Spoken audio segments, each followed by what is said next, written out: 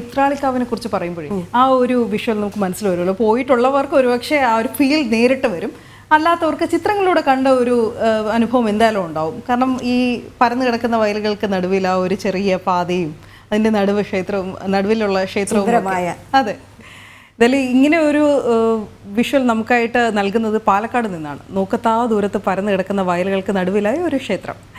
പാലക്കാട് തേനാരി ശ്രീരാമക്ഷേത്രത്തെക്കുറിച്ചാണ് പറഞ്ഞു വരുന്നത്. ശ്രീരാമ ലക്ഷ്മണന്മാരാണ് ഇവിടുത്തെ പ്രധാന പ്രതിഷ്ഠ. ഹനുമാനും ഗണപതിയും ഉപദേവതകളും ഒക്കെ ഉണ്ട്. ആ ക്ഷേത്രത്തിൻ്റെ വിശേഷങ്ങളിലേക്ക്.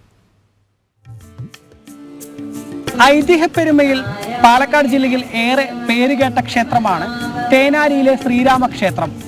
ശ്രീരാമനും ലക്ഷ്മണനും ഒന്നിച്ചുള്ള പ്രതിഷ്ഠ. ഈ ക്ഷേത്രത്തെക്കുറിച്ചാണ് ദർശനത്തിൽ ഇന്ന്.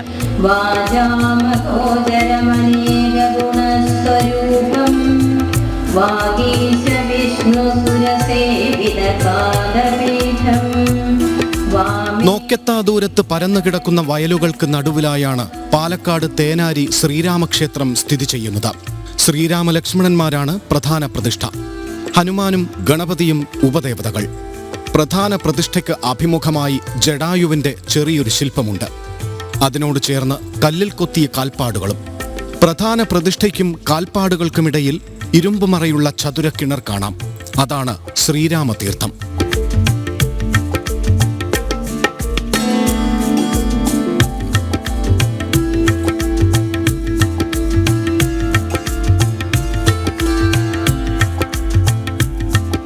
വനവാസകാലത്ത് സീതയെ തേടി വാളയാർ പുഴയുടെ തീരത്തെത്തിയ ശ്രീരാമനും പരിവാരങ്ങളും അവിടെയുള്ളൊരു പാറയിൽ വിശ്രമിച്ചു.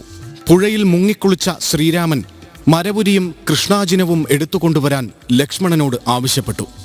പലവിധ ചിന്തകളായിരുന്ന ലക്ഷ്മണൻ ജ്യേഷ്ഠൻ എടുത്തുകൊള്ളൂ എന്ന് മറുപടി നൽകി.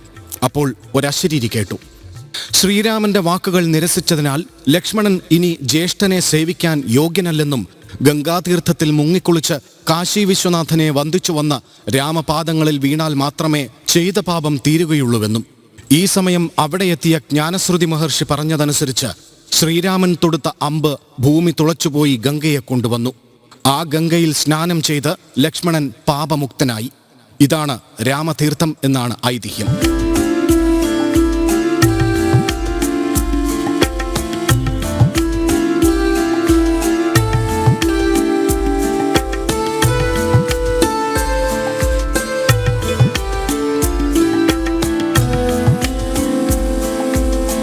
തേനാരി ശ്രീരാമക്ഷേത്രം ഒരുപാട് പഴക്കം ചെന്നൊരു അമ്പലമാണ്. ദ്വാരായുഗത്ത് ശ്രീരാമലക്ഷ്മണന്മാർ ഈ വഴി വരികയും കുറച്ചു കാലം ഈ ഭാഗത്ത് താമസിച്ചായി. ഇവിടെ ചങ്കിയേക്കർ പാറ അവരിരുന്ന് താമസിച്ച സമയത്ത് ഈ അടുത്തൊരു പുഴയുണ്ട്, കോരയാർ പുഴ.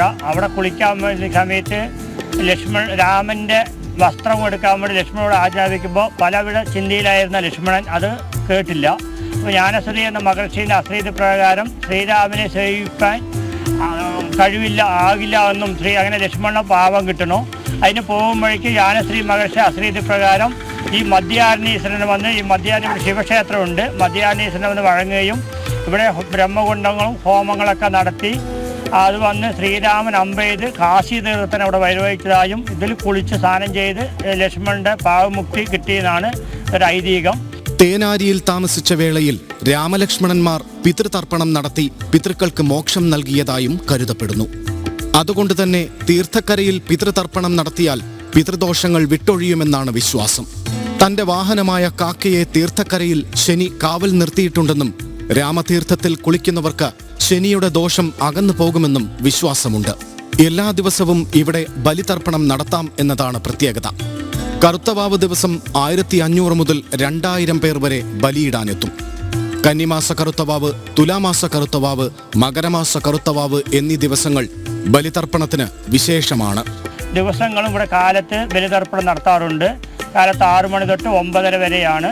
അത് കഴിഞ്ഞ് ഇവിടെ എല്ലാ ദിവസങ്ങളും എല്ലാ കറുത്തവാവ്, വെളുത്തവാവ് എല്ലാ ശനിയാഴ്ച ദിവസങ്ങളും അന്നദാനം നടത്താറുണ്ട്. പിന്നെ ശ്രീരാമനവമി 10 ദിവസം ആഘോഷിക്കാറുണ്ട്. കർക്കിടകം 32 ദിവസവും അന്നദാനത്തോടുകൂടി രാമായണ പാരായണങ്ങൾ നടത്താറുണ്ട്.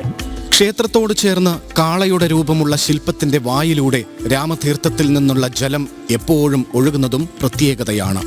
കാളവായിലൂടെ ഒഴുകുന്ന ഈ തീർത്ഥത്തിൽ കുളിച്ചാൽ ഗംഗയിൽ കുളിച്ച പുണ്യം കിട്ടുമെന്നാണ് വിശ്വാസം. കാശിയിൽ പോണ്ട ഈ ഗംഗാജലത്തിൽ കുളിച്ചാൽ സർവ്വരോഗ നിവാരണയാണ്. ഈ തീർത്ഥം ഒരുപാട് തമിഴ്നാട്ടിലേക്ക് എല്ലാ ദേവസ്ഥാനത്തേക്കും ഈ ഗംഗാജലമാണ് കൊണ്ടുപോകുന്നത്. ഈ തീർത്ഥക്കുളം ഇതും വളരെയധികം പുണ്യമാണ്. ഇതിൽ കുളിച്ചാലും സർവ്വപാപങ്ങളുടെ ഇതും തീരും എന്നാണ് ഐതിഹ്യം. രാമായണ മാസത്തിൽ പ്രത്യേക പൂജകളും രാമായണ പാരായണവും കർക്കിടകക്കഞ്ഞി വിതരണവുമെല്ലാം ക്ഷേത്രത്തിൽ നടക്കുന്നുണ്ട്.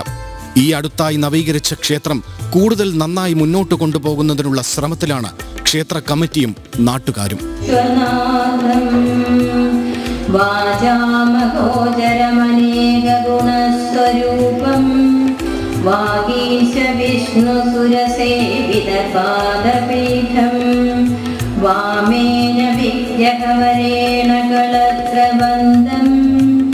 തേനാരി ശ്രീരാമക്ഷേത്രത്തിന്റെ ഐതിഹ്യവും വിശേഷങ്ങളും ഏവർക്കും ഇഷ്ടമായെന്ന് കരുതുന്നു. മറ്റൊരധ്യായത്തിൽ വീണ്ടും കാണാം. PR മനൂപിനൊപ്പം അരുൺ ആലത്തൂർ, ജനം, പാലക്കാട്.